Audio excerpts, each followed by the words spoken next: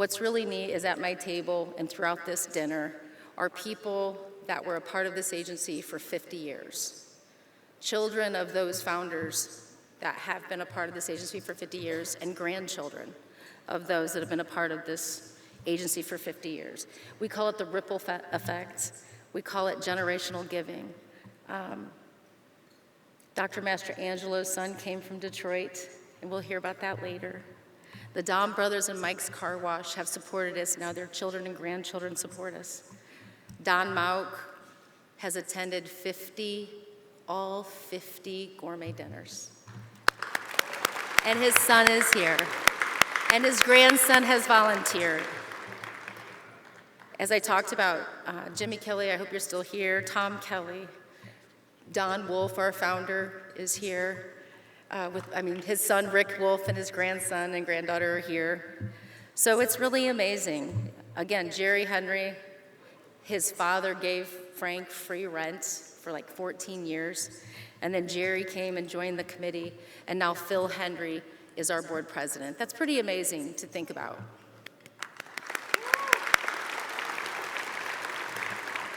So I say this about generational giving and honoring our founders in this 50th year.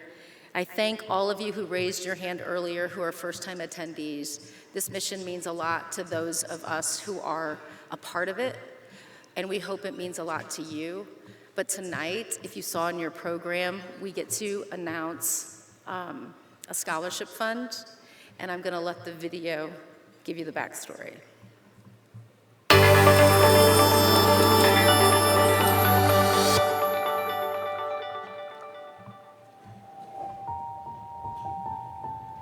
My dad was a teacher first, before he was a social service worker, and kids have always been one of the primary focuses of his kind of dedication to community and service. And so we thought, what better way than to take an agency that he helped start here in Fort Wayne 50 years ago and talk about that next stage in their lives where mentoring is still important.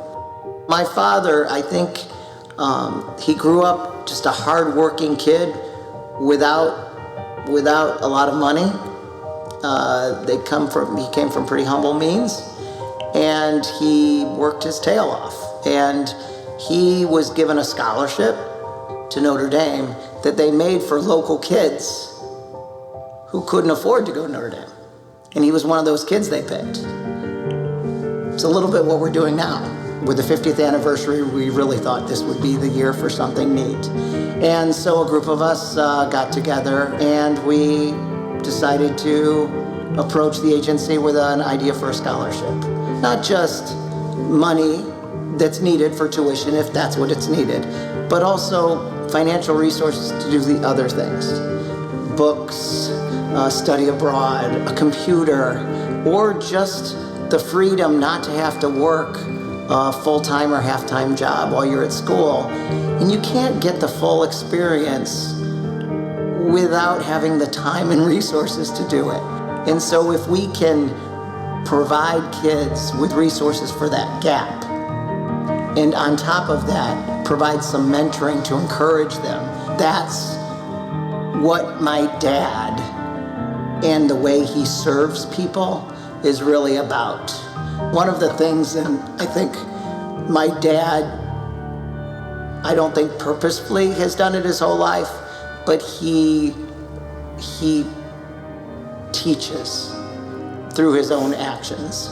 He's not a big talker, he's a doer. And I've always said he walks the walk, and people watch. And I think one of the things that he has instilled on his kids, his coworkers, is do what I do. Jump in. People need things, and we're here. We are our brother's keeper. When we were kids, we would be volunteering. He'd bring us to volunteer pretty much everywhere. And he would tell us stories about the people that were coming through the line, or he would introduce us to people and tell them, and he knew their whole life stories, and they would talk about it. And it would show us that serving is connecting, and it's providing people more. it's not just giving, but it's bringing them into your life and your community and treating them with dignity and respect. And his name on this scholarship is a way that we can, as a community, honor him and everything he's done in this community for others, and remind us also that it's the how. How do you treat people? How do you provide services that are needed in our community? That's the kind of thing that I think defined my dad's career, and it's what we hope to honor with this scholarship. Dad, congratulations.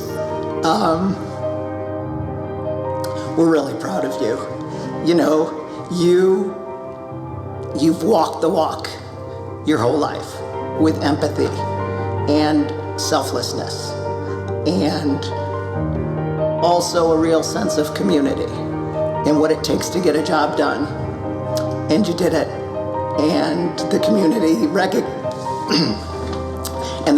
recognizes it, and we all do too. Congratulations.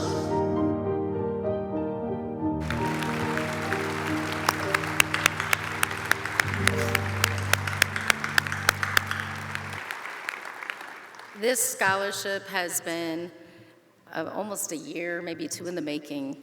Tony and Joy and their family has just kept thinking, how do we honor our father? How do we honor our father? And I have to tell you, over the years, personally, there are 2, 3 people that when I'm like, I can't do it anymore, I'm exhausted. Frank would be a person I would call. And oftentimes I would work a Saturday, and I'd be like, ugh, I'm really tired. The sound and the videos aren't working at the Gourmet Dinner very well. That's what I would think. And I would call Frank, and I told Tony this story. I said, you know where he was? He was at Wellspring at the food bank, giving food out. This was a man that didn't need to do that. We are kindred spirits, and he would always give me permission, because he would say, I know what it's like. But we both believe so strongly in our future and treating other people extremely well. Frank, we couldn't be more thrilled to announce this $1.25 million scholarship for future littles. That's massive.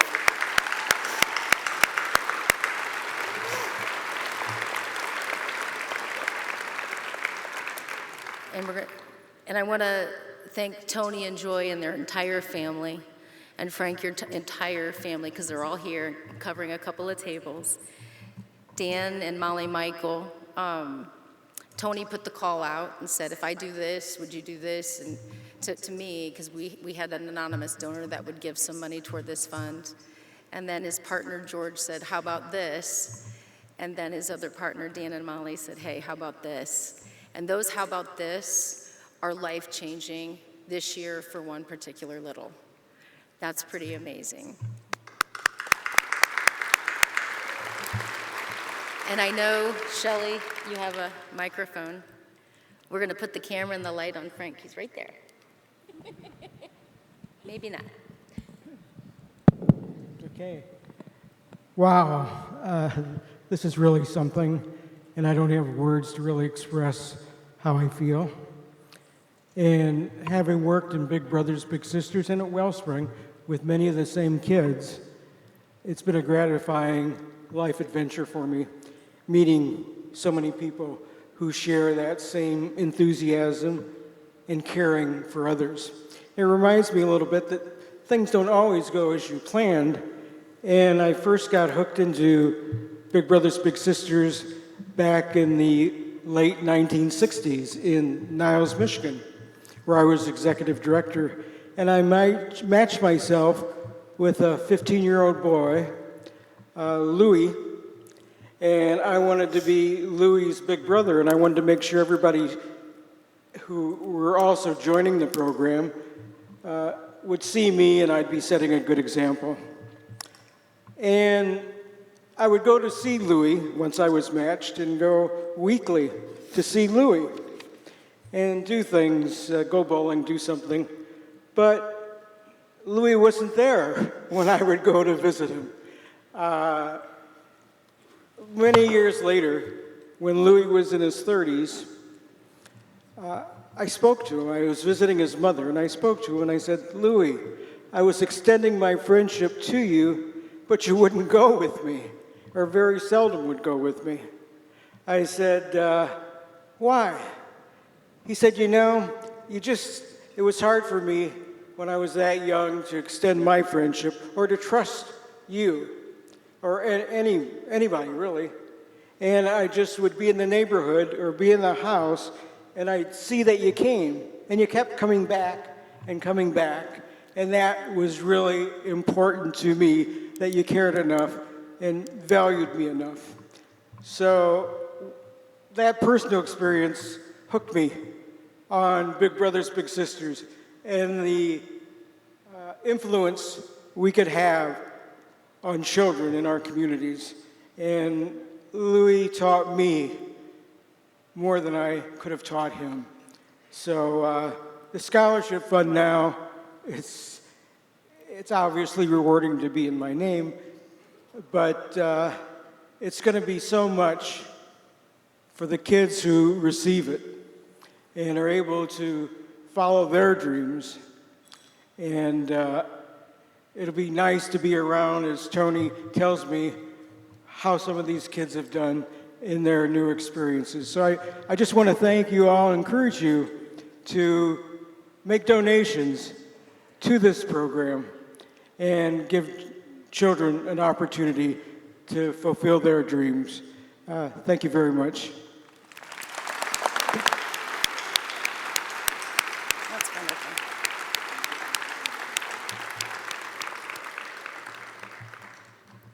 "50 years ago, Frank had his first dinner, and 50 years later, the legacy is continuing for future generations, and that's really, really the important work that you started so long ago. So thank you personally for all the mentoring and coaching sessions you've done for me. I wouldn't be standing in these shoes without you. No.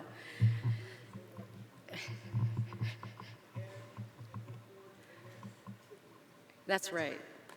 Yes.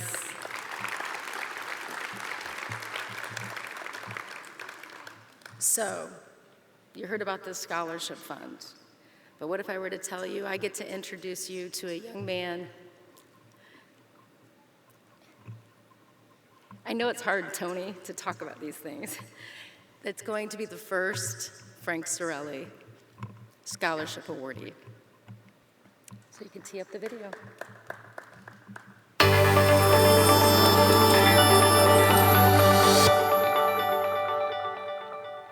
When I first met Trevor, he seemed real shy, didn't say much, kind of mumbled, but very pleasant. Felt like it would be a real easy match compared to a lot of the matches that I've had. He doesn't talk much. He doesn't like to talk on the phone. And one of the things I've always said, whenever we sit down in the initial meeting, I always say, this is a two-way street here. I'm not here to buy you stuff. I'm here to build a relationship because we're brothers. Trevor really needed somebody to help him find his own voice. And Trevor's very smart, but also he keeps a lot to himself, kind of afraid to speak out or speak his mind or have his own opinion. And I really feel like Rick helped bring that out.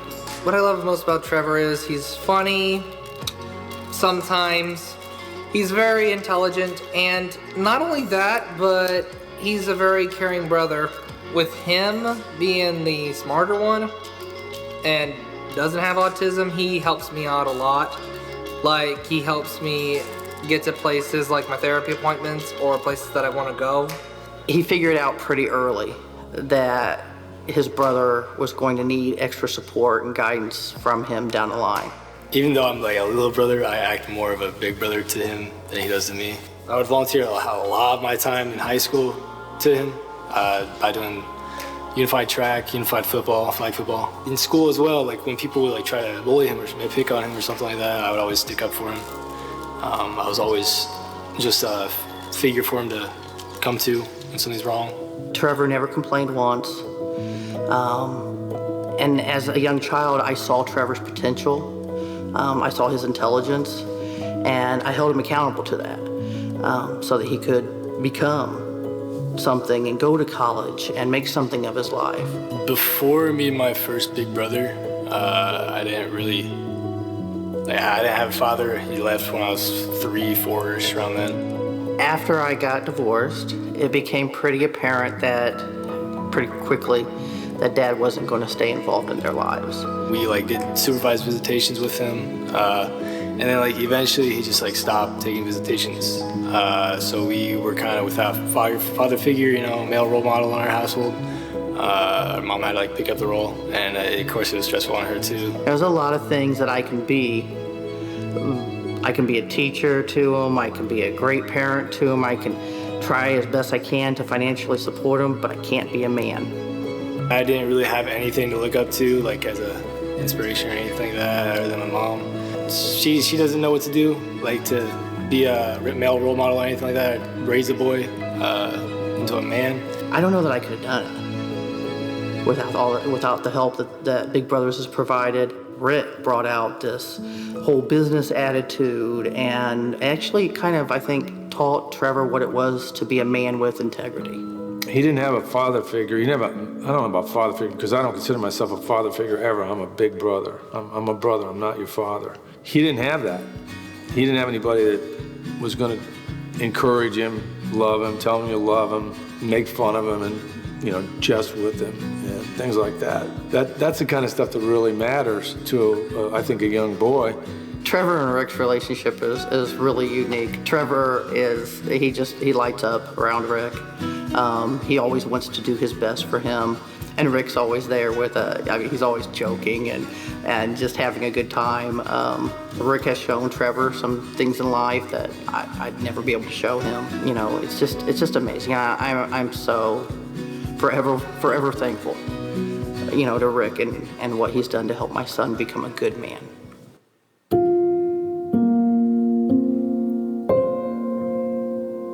Since Trevor didn't have a father for most of his life, and it wasn't a very good situation with his father when they were together, Trevor has grown up knowing that he's going to have to be the guy that takes care of his mom, but he's already taken that responsibility on it and has since the very beginning of the time that I met him. And with that, there's a maturity level that a 17-year-old typically wouldn't have, that I certainly didn't have.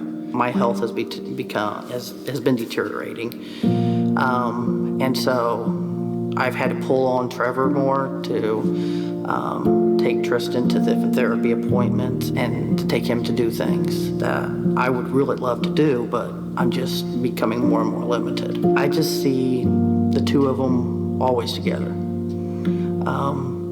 Trevor said that he's going to pick up guardianship when I no longer can.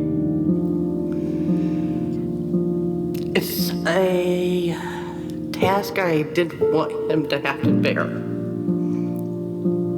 But we're running out of choices.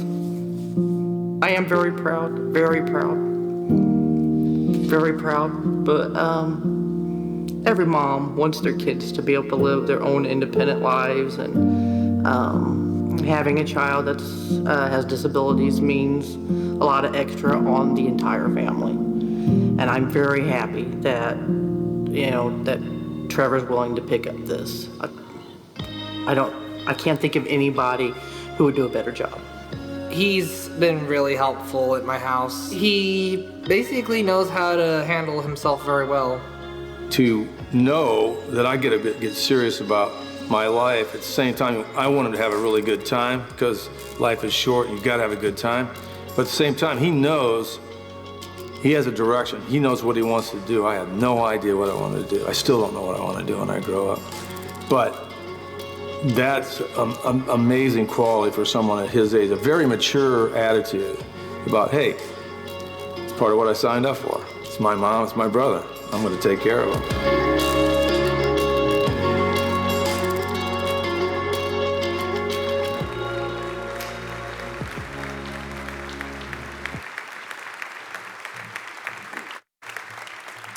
Thank you. Somebody asked me, how'd you pick that kid for the scholarship? And I said, wait till you see the video. He's got a 4.3 plus out of 4. He donates $20 out of his paycheck. He takes care with enthusiasm, his mother and his brother. He's an athlete. He made all academic swim and baseball. And state, yep.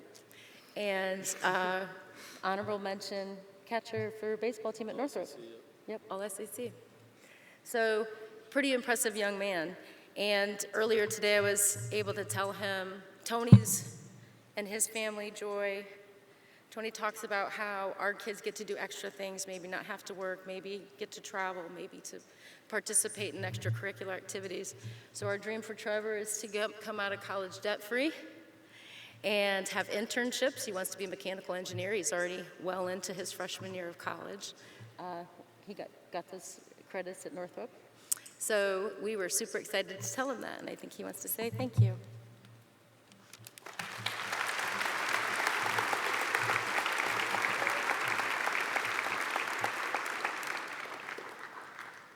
This is just like incredible to me. I'm very overwhelmed right now. When she told me that I had to like speak in front of you guys, I was just didn't know what to do. I've never spoken in front of an audience this big before ever in my life. The biggest I probably had was probably in a classroom. But I really just want to thank God first of all. Without Him, none of this could be possible with me. I also really want to thank my mom. She's just a huge inspiration in my life, and I really just look up to her at every part of my life I have. I also want to thank my big brother, Rick McCampbell. He's a big man in my life now. He just inspires me to become better and better every day, and he's really broken me out of my shell.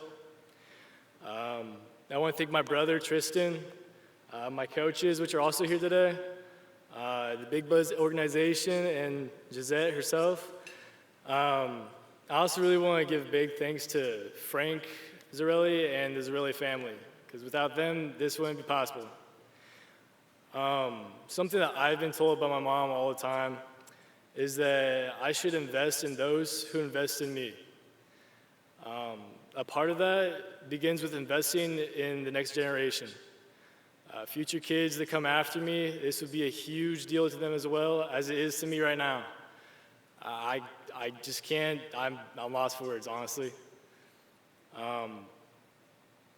And this scholarship really just exactly helps kids in need or just that want to do anything with their life. It really does help. Thank you so much. I'm gonna make you all proud. I'm gonna pay it forward.